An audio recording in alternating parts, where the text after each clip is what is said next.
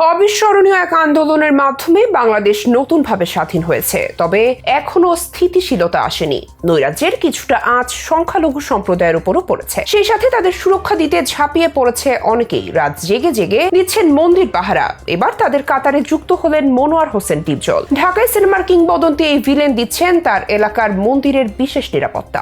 ধীরে ধীরে স্বাভাবিক হয়ে আসছে বাংলাদেশের পরিস্থিতি, তবে এখনো সংখ্যালঘু ভাই বোনদের মনে কিছুটা আতঙ্ক রয়ে গিয়েছে। অন্যদিকে তাদেরকে ভরসা দিচ্ছেন দেশের আপামর জনতা। রাত জেগে হিন্দু ধর্মাবলম্বীদের মন্দির ও বাড়ি পাহারা দিচ্ছেন দেশের মুসলমানরা। সম্প্রতি মনোয়ার হোসেন ডিপজল ঘোষণা দিয়েছেন তিনিও মন্দিরের সুরক্ষা দিবেন। সামাজিক যোগাযোগ মাধ্যমে অনেকগুলো ব্যানার ঘুরে বেড়াচ্ছে, যা লাগানো আছে মন্দিরের দেয়ালে। ব্যানারে রাখা হয়েছে অভিনেতা ডিপজলের ছবি। সেখানে লেখা, মন্দিরের নিরাপত্তার দায়িত্ব নিলেন আলহাজ মনোয়ার হোসেন ডিপজল। শুক্রবার ফেসবুক পোস্টের মাধ্যমে ডিপজল নিজেই তথ্য নিশ্চিত করেছেন। ধর্ম বর্ণ নির্বিশেষে দেশের মানুষের মধ্যে সম্প্রীতি কোনোভাবে বিনষ্ট করা যাবে না বলে মনে করেন তিনি। ডিপজল বলেন, সংখ্যালঘুদের টার্গেট করে দেশের বিভিন্ন স্থানে বাড়িঘর, ব্যবসা প্রতিষ্ঠান, উপাসনালয়ে ভাঙচুরের ঘটনা ঘটছে। এমন অপচেষ্টা সর্বাত্মকভাবে রুখে দিতে হবে। সংখ্যালঘুদের জানমাল রক্ষায় আমার এলাকার বাসিন্দারা অতন্ত্র প্রহরী হয়ে কাজ করছেন। রাত জেগে মন্দির পাহারা দিচ্ছেন। দেশের ধর্মীয় সাম্প্রতিক সংস্কৃতি কোনোভাবে নষ্ট করা যাবে না। মনোয়ার হোসেন ডিপজল অবশ্য বরাবরই দানবীর হিসেবে পরিচিত।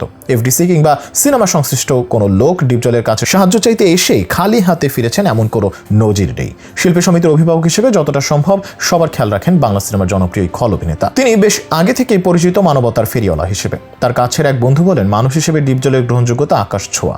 মিরপুরের এমন একজন মানুষ পাবেন না ডিপজলের কাছে গিয়ে সাহায্য পায়নি।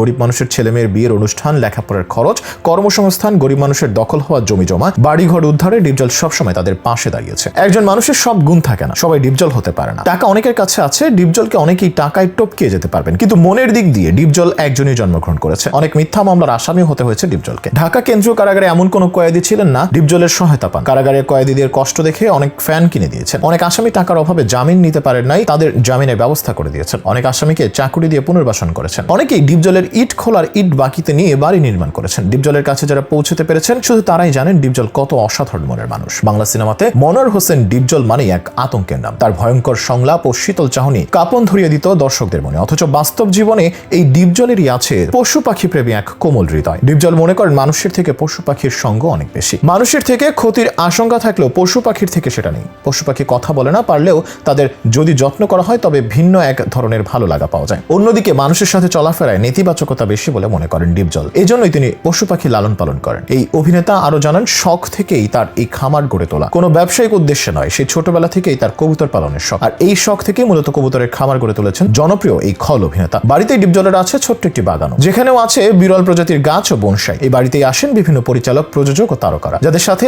এখানে সিনেমা নিয়ে আলোচনা করেন ডিপজল এবং ঘুরিয়ে ঘুরিয়ে দেখান নিজের সংগ্রহশালা। বর্তমানে চলচ্চিত্র শিল্পী সমিতির সাধারণ সম্পাদকের দায়িত্ব পালন করছেন তিনি। চলচ্চিত্রের অভিভাবক হওয়ার পাশাপাশি তিনি তার এলাকাবাসীর অভিভাবক, তাই সেখানকার সংখ্যালঘুদের নিরাপত্তা দেওয়ার দায়িত্ব তার কাঁধে, যে দায়িত্ব এখন সুন্দরভাবে পালন করছেন মনোয়ার হোসেন ডিপজল।